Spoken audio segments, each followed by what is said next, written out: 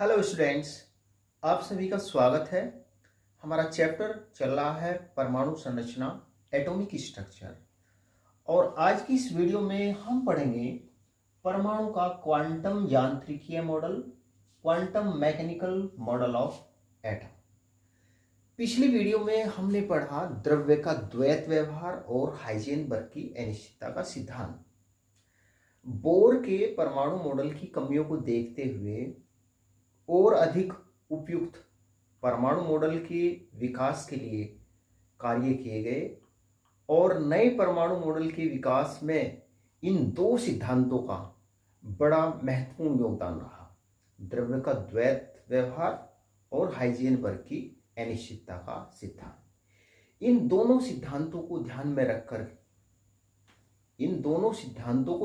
रखकर ही आधुनिक परमाणु मॉडल बनाया गया। उसी को कहते हैं परमाणु का क्वांटम यांत्रिकीय मॉडल। प्यारे विद्यार्थियों, चिरसम्मत यांत्रिकी, क्लासिकल मैकेनिक्स न्यूटन के गति के नियमों पर आधारित है। जो क्लासिकल मैकेनिक्स है ये न्यूटन के गति के नियमों पर आधारित है। चिरसम्मत यांत्रिकी द्वारा स्थूल पदार्थों मतलब जो बड़े पिंड होते हैं, मैक्रोस्कोपिक ऑब्जेक्ट्स, चिरसम्मत यांत्रिकी के द्वारा स्थूल पदार्थों जैसे चक्कर लगाते हुए ग्रहों, गिरते हुए पत्थर आदि जो कण के समान व्यवहार करते हैं, इनकी गतियों की सफलतापूर्वक व्याख्या की गई। क्लासिकल मैकेनिक्स के द्वारा जो स्थूल पदार्थ होते हैं, जो बड़े पिंड होते हैं, जो कण के समान व्यवहार करते हैं, जैसे चक्कर लगाते हुए ग्रह, है ना, जैसे गिरता हुआ पत्थर आदि की गतियों की सफलतापूर्वक व्याख्या की गई। लेकिन जब न्यूटन के गति के नियमों को अति सूक्ष्म गतिशील कणों पर लागू किया जाता है, अति सूक्ष्म गतिशील कण जैसे इलेक्ट्रॉन, प्रोटॉन, जैसे इलेक्ट्रॉन पर लागू किया जाता है तो न्यूटन की गति के नियम विफल हो जाते हैं। जब क्लासिकल मैकेनिक्स के द्वारा जो बड़े पिंड होते हैं उनकी गतियों की व्याख्या तो सफलतापूर्वक की गई, लेकिन जब क्लासिकल मैकेनिक्स को अति सूक्ष्म गतिशील कणों जैसे इलेक्ट्रॉन पर लागू किया जाता है तो ये विफल हो जाती है क्लासिकल मैकेनिक्स, या कहीं जो न्यूटन की गति के नियम हैं वो विफल हो जाते हैं।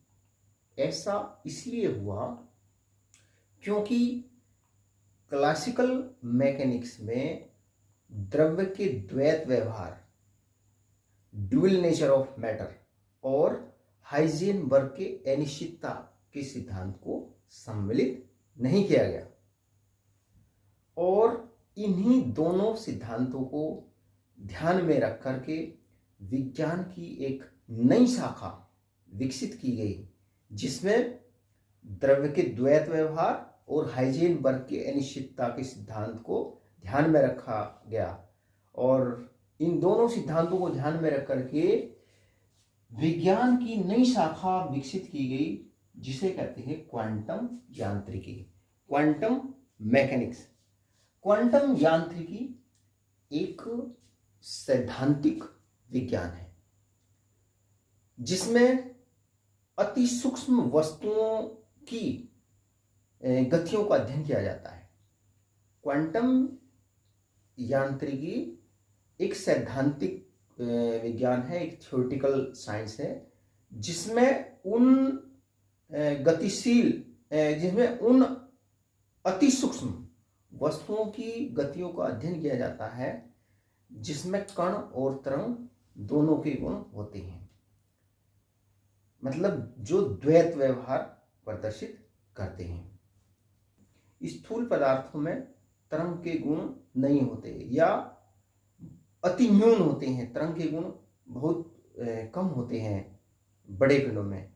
तो जब क्वांटम यांत्रिकी को बड़े पिंडों की गतियों पर लागू करते हैं तो क्लासिकल मैकेनिक्स जैसे ही परिणाम प्राप्त होते हैं। क्वांटम मैकेनिक्स, क्वांटम यांत्रिकी का विकास ऑस्ट्रियाई वैज्ञानिक, क्वांटम यांत्रिकी का विकास 1926 में ऑस्ट्रियाई वैज्ञानिक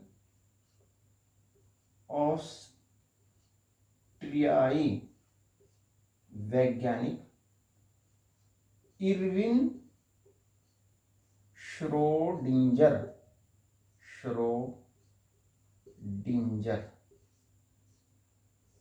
के द्वारा किया गया। क्वांटम यांत्रिकी का विकास ऑस्ट्रियाई वैज्ञानिक इरविन श्रोडिंगर के द्वारा किया गया। इरविन श्रोडिंगर ने परमाणु नाभिक के चारों ओर त्रिविम क्षेत्रों में, जो 3 डायमेंशनल रीजन होते हैं उनमें नाभिक के चारों ओर त्रिविम क्षेत्रों में इलेक्ट्रॉन तरंगों के व्यवहार की व्याख्या करने के लिए एक समीकरण दी, जिसे कहते हैं श्रोडिंगर तरंग समीकरण। इस समीकरण को कहते हैं श्रोडिंगर। क्वांटम यांत्रिकी की इसको कहते हैं श्रोडिंगर तरंग समीकरण। यह क्वांटम यांत्रिकी की मूल समीकरण है। इरविन श्रोडिंगर ने परमाणु नाभिक के चारों ओर त्रिविम क्षेत्रों में इलेक्ट्रॉन तरंगों के व्यवहार की व्याख्या करने के लिए एक गणितीय समीकरण दी, जिससे क्या बोलते हैं, श्रोडिंगर तरंग समीकरण कहते हैं। और ये श्रोडिंगर तरंग समीकरण क्वांटम यांत्रिकी की मूल समीकरण है। इसको निम्न प्रकार से प्रदर्शित करते हैं: del square psi upon del x square plus del square psi upon del y square plus del square psi upon del z square plus 8 pi square m upon h square और into e minus v psi equal to 0। ये समीकरण कहलाती है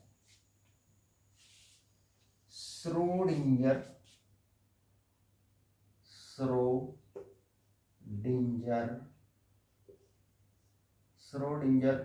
तरंग समीकरण। Schrodinger तरंग समीकरण। और इसमें देखो, ये जो साई है, साई PSI साई, इसमें P साइलेंट रहता है, इसे बोलते हैं साई। साई जो होता है ये इलेक्ट्रॉन तरंग का आयाम है। इलेक्ट्रॉन तरंग का आयाम, इलेक्ट्रॉन तरंग का आयाम है, जिसे तरंग फलन कहते हैं। जिसे क्या? तरंग फलन, वेव फंक्शन कहते हैं। साई इलेक्ट्रॉन की तरंग फलन को प्रदर्शित करता है। देखो, ये जो श्रोडिंगर, ये जो आधुनिक परमाणु मॉडल है ना, ये इलेक्ट्रॉन की तरंग प्रकृति पर आधारित है कि इलेक्ट्रॉन में तरंग के गुण होते हैं। और m जो है, m क्या है? m इलेक्ट्रॉन का द्रव्यमान है, m इलेक्ट्रॉन का द्रव्यमान है, h प्लैंक नियतांक है, और E जो है वो कुल ऊर्जा है, कुल ऊर्जा, निकाय की कुल ऊर्जा, और V जो है स्थितिज ऊर्जा है, V स्थितिज ऊर्जा है। और ये x y z निकाय के 3 निर्देशांक है। ये क्या है? निकाय के 3 निर्देशांक, कोऑर्डिनेट्स है। ऐसे निकाय जिनकी ऊर्जा समय के साथ परिवर्तित नहीं होती, जैसे एक परमाणु, एक अणु या एक इलेक्ट्रॉन, ऐसे निकाय जिनकी ऊर्जा समय के साथ परिवर्तित नहीं होती, उनके लिए श्रोडिंगर समीकरण को, ये जो श्रोडिंगर की तरंग समीकरण है, इसको संक्षिप्त रूप में इस प्रकार से लिखा जाता है। H, ये H बार psi इक्वल टू होता है E psi, जहां ये जो H है ये कहलाता है हैमिल्टोनियन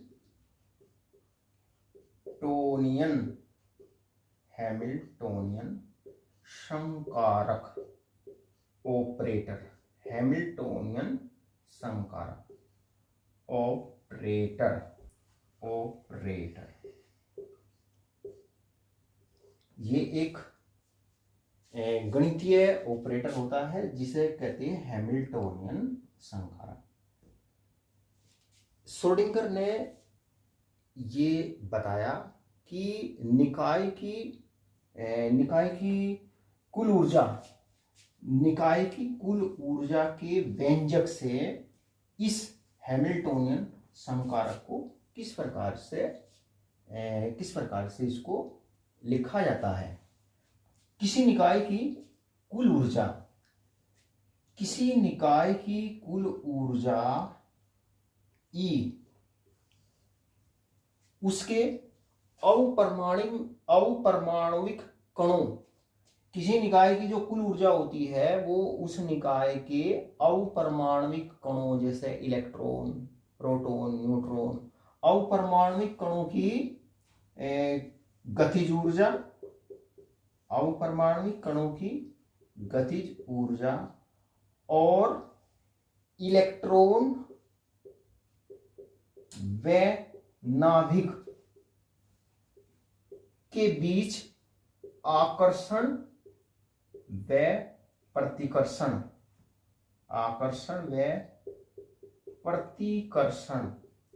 विभव से संबंधित होती है। किसी निकाय की जो कुल ऊर्जा होती है वो उस निकाय के जो अवपरमाणुविक कण होते हैं, इलेक्ट्रॉन, प्रोटॉन या न्यूट्रॉन, उनकी गतिज ऊर्जा और इलेक्ट्रॉन व नाभिक के आकर्षण व प्रतिकर्षण विभव से संबंधित होती है। देखो, ये श्रोडिंगर तरंग समीकरण किस प्रकार से आई, इसमें दिमाग लगाने की जरूरत नहीं है। ये समीकरणें किस प्रकार से आई है इसमें ज्यादा सोचने की जरूरत नहीं है। आप ये ध्यान रखिए कि यही वो तरंग समीकरण है जिसके द्वारा परमाणु में इलेक्ट्रॉन की स्थिति का पता लगाया जाता है। इस तरंग समीकरण के हल के द्वारा इसको जब सोल्व करते हैं, इस तरंग समीकरण के हल के द्वारा परमाणु में इलेक्ट्रॉन पाए जाने की, किस स्थान पर इलेक्ट्रॉन पाए जाने की प्रायिकता, प्रोबेबिलिटी अधिक होती है, उसका पता लगाया जाता है। देखो जो बोर का परमाणु मॉडल है, बोर के परमाणु मॉडल में इलेक्ट्रॉन की जो स्थिति होती है उसको बिल्कुल ठीक ठीक बताया गया। लेकिन जो ये क्वांटम यांत्रिकी मॉडल है, परमाणु का क्वांटम यांत्रिकी मॉडल है जो इस तरंग समीकरण पर आधारित है, इसमें इलेक्ट्रॉन की स्थिति बिल्कुल ठीक ठीक नहीं बताई जाती, बल्कि इलेक्ट्रॉन की प्रायिकता बताई जाती है कि परमाणु में किस स्थान पर इलेक्ट्रॉन पाए जाने की जो प्रायिकता, प्रोबेबिलिटी होती है वो अधिकतम होती है। श्रोडिंगर समीकरण के हल से जब इस इक्वेशन को सोल्व करते हैं, इसके हल से ई ऊर्जा ई तथा साई के मान प्राप्त होते हैं। ई इलेक्ट्रॉन के संभव ऊर्जा स्तर, इस समीकरण के हल से क्या प्राप्त होते हैं, ई, और साई के मान प्राप्त होते हैं ई इलेक्ट्रॉन के संभव ऊर्जा स्तर और साई उनके संगत तरंग फलन को, उनके संगत तरंग फलन को प्रदर्शित करते हैं। इस समीकरण के हल से ई और साई के मान प्राप्त होते हैं। जो ई होता है वो इलेक्ट्रॉन के संभव ऊर्जा स्तर जो हो सकते हैं, और उनके ये जो साई है ये उनके संगत तरंग फलनों को प्रदर्शित करता है। साई से परमाणु में इलेक्ट्रॉन के पाए जाने की प्रायिकता का पता नहीं चलता। इसका साई का कोई भौतिक अर्थ नहीं होता। साई से परमाणु में नाभिक के चारों ओर इलेक्ट्रॉन कहाँ पाए जाने की संभावना है इसका पता नहीं चलता, लेकिन तरंग फलन के वर्ग, तरंग फलन साई जो है तरंग फलन को प्रदर्शित करता है। तरंग फलन के वर्ग अर्थात जो साई स्क्वायर होता है ये किसी बिंदु पर इलेक्ट्रॉन के पाए जाने की प्रायिकता को प्रदर्शित करता है। तरंग फलन का जो वर्ग होता है वो परमाणु नाभिक के चारों ओर किसी बिंदु पर इलेक्ट्रॉन के पाए जाने की प्रायिकता, प्रोबेबिलिटी को ये प्रदर्शित करता है। अगर देखो, अगर साई स्क्वायर का मान 0 है तो इसका मतलब यह है कि अगर किसी बिंदु पर इसका मान 0 है तो इसका मतलब यह है कि उस बिंदु पर इलेक्ट्रॉन पाए जाने की जो संभावना है वो 0 होगी। और साई स्क्वायर का मान कभी भी, साई स्क्वायर का मान जो है वो कभी भी ऋणात्मक नहीं होता, हमेशा इसका मान जो होता है वो धनात्मक होता है। तो जो आधुनिक परमाणु मॉडल है ना, जो परमाणु का क्वांटम यांत्रिकी मॉडल है वो इस श्रोडिंगर तरंग समीकरण पर आधारित है। इसके हल से जब इसको सोल्व करते हैं इलेक्ट्रॉन के लिए इस समीकरण को, तो परमाणु में उस इलेक्ट्रॉन के बारे में सारी जानकारियां प्राप्त होती है कि परमाणु में इलेक्ट्रॉन पाए जाने की संभावना कहाँ ज़्यादा है, उसकी ऊर्जा क्या है, इलेक्ट्रॉन के बारे में तमाम जानकारियां जो है वो इस समीकरण के हल के द्वारा प्राप्त की जाती है। अब देखते हैं परमाणु के क्वांटम यांत्रिकीय मॉडल के प्रमुख लक्षण। परमाणु का क्वांटम यांत्रिकीय मॉडल परमाणु संरचना का वह चित्र है जो परमाणुओं पर श्रोडिंगर समीकरण लागू करने से प्राप्त होता है। परमाणु के क्वांटम यांत्रिकीय मॉडल के मुख्य लक्षण ये है।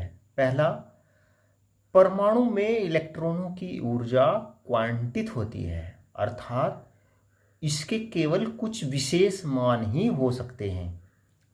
सबसे इम्पोर्टेंट चीज़, परमाणु में इलेक्ट्रॉनों की ऊर्जा क्या होती है, क्वांटित होती है। क्वांटित होने का मतलब केवल उनके कुछ विशेष मान ही हो सकते हैं। उदाहरण के लिए जब परमाणुओं में इलेक्ट्रॉन नाभिक से बंधे होते हैं तो परमाणुओं में इलेक्ट्रॉनों की जो ऊर्जा होती है ना वो क्वांटित होती है। इलेक्ट्रॉनों के तरंग जैसे गुणों के कारण क्वांटित इलेक्ट्रॉनिक ऊर्जा स्तरों का अस्तित्व होता है। इलेक्ट्रॉनों के तरंग जैसे गुणों के कारण ही क्वांटित इलेक्ट्रॉनिक ऊर्जा स्तरों का अस्तित्व होता है और श्रोडिंगर समीकरण के अनुमत हल होते हैं। किसी परमाणु में इलेक्ट्रॉन की सही स्थिति तथा सही वेग को एक साथ नहीं ज्ञात किया जा सकता है ना। बोर के परमाणु मॉडल में तो ये माना गया था कि इलेक्ट्रॉन की स्थिति, उसकी स्थिति भी सही सही ज्ञात की जा सकती थी बोर के परमाणु मॉडल में, और इलेक्ट्रॉन के वेग को भी सही सही बताया गया था बोर के द्वारा। लेकिन इसमें किसी परमाणु में इलेक्ट्रॉन की सही स्थिति और सही वेग को एक साथ ज्ञात नहीं किया जा सकता। ये क्या है, हाइजेनबर्ग का अनिश्चितता का सिद्धांत। अतः किसी परमाणु में इलेक्ट्रॉन के पथ को सुनिश्चित नहीं किया जा सकता है। जैसे बोर के परमाणु मॉडल में ये माना गया है ना कि इलेक्ट्रॉन निश्चित कक्षाओं में घूमते हैं, है ना, मतलब उनका पथ जो है वो निश्चित है बोर कक्षाओं में। लेकिन आधुनिक परमाणु मॉडल इसका खंडन करता है। परमाणु में इलेक्ट्रॉन के पथ को सुनिश्चित नहीं किया जा सकता है। इसलिए हम परमाणु के विभिन्न बिंदुओं पर इलेक्ट्रॉन के होने की प्रायिकता, प्रोबेबिलिटी की संकल्पना के बारे में बात करते हैं। मतलब परमाणु में विभिन्न बिंदुओं पर इलेक्ट्रॉन होने की संभावना बताई जाती है कि परमाणु में इलेक्ट्रॉन जो है उस बिंदु पर इलेक्ट्रॉन पाए जाने की संभावना कितनी है। इसमें बिल्कुल ठीक ठीक इलेक्ट्रॉन की स्थिति नहीं बताई जाती। इसमें इलेक्ट्रॉन की प्रायिकता बताई जाती है इस परमाणु मॉडल में कि नाभिक के चारों ओर इलेक्ट्रॉन कहाँ पर उसके पाए जाने की प्रोबेबिलिटी अधिक है। किसी परमाणु में इलेक्ट्रॉन के तरंग फलन साई को परमाणु कक्षक कहते हैं। किसी परमाणु में इलेक्ट्रॉन के तरंग फलन साई को क्या कहते हैं, परमाणु कक्षक कहते हैं। देखो, इलेक्ट्रॉन के तरंग फलन साई को ही कहते हैं परमाणु कक्षक। जब एक तरंग फलन द्वारा किसी इलेक्ट्रॉन की व्याख्या की जाती है तो हम यह कहते हैं कि इलेक्ट्रॉन उस कक्षक में उपस्थित है। जब एक तरंग फलन के द्वारा किसी इलेक्ट्रॉन की व्याख्या की जाती है तो हम यह कहते हैं कि इलेक्ट्रॉन उस कक्षक में उपस्थित है। और क्योंकि किसी इलेक्ट्रॉन के लिए बहुत से तरंग फलन हो सकते हैं, अतः परमाणु में कई परमाणु कक्षक होते हैं। परमाणु की इलेक्ट्रॉनिक संरचना इन एक इलेक्ट्रॉन कक्षक तरंग फलनों या कक्षकों पर ही आधारित है। परमाणु की जो इलेक्ट्रॉनिक संरचना होती है वो एक इलेक्ट्रॉन कक्षक तरंग फलनों यानी कि कक्षकों पर ही आधारित है। प्रत्येक कक्षक में इलेक्ट्रॉन की ऊर्जा निश्चित होती है। किसी भी कक्षक में दो से अधिक इलेक्ट्रॉन नहीं रह सकते। किसी भी कक्षक में क्या, दो से अधिक इलेक्ट्रॉन नहीं रह सकते। किसी बहु इलेक्ट्रॉन परमाणु में जिसमें बहुत सारे इलेक्ट्रॉन होते हैं, ऊर्जा के बढ़ते हुए क्रम में विभिन्न कक्षकों में इलेक्ट्रॉन भरे जाते हैं। मतलब वे परमाणु जिसमें कई सारे इलेक्ट्रॉन होते हैं ना, पहले वे कक्षक भरते हैं जिनकी ऊर्जा कम होती है अतः बहु इलेक्ट्रॉन परमाणु में प्रत्येक इलेक्ट्रॉन के लिए एक कक्षक तरंग फलन होता है जो उस कक्षक का अभिलक्षणिक होता है जिसमें इलेक्ट्रॉन उपस्थित होता है। परमाणु में इलेक्ट्रॉन के बारे में सारी जानकारियां उसके कक्षक तरंग फलन साई में उपस्थित होती है तथा क्वांटम यांत्रिकी के द्वारा साई से इस जानकारी को प्राप्त करना संभव हो पाता है। किसी परमाणु में किसी बिंदु पर इलेक्ट्रॉन के उपस्थित होने की प्रायिकता उस बिंदु पर कक्षक तरंग फलन के वर्ग के समानुपाती होती है, अर्थात उस बिंदु पर साइन स्क्वायर को प्रायिकता घनत्व कहा जाता है। यह हमेशा धनात्मक होता है। किसी परमाणु के विभिन्न बिंदुओं पर साइन स्क्वायर के मान से नाभिक के चारों ओर उस क्षेत्र का पता लगाना संभव है जहां पर इलेक्ट्रॉन के पाए जाने की संभावना अधिक होती है। तो प्यारे विद्यार्थियों, आज हमने पढ़ा परमाणु का क्वांटम यांत्रिकीय मॉडल।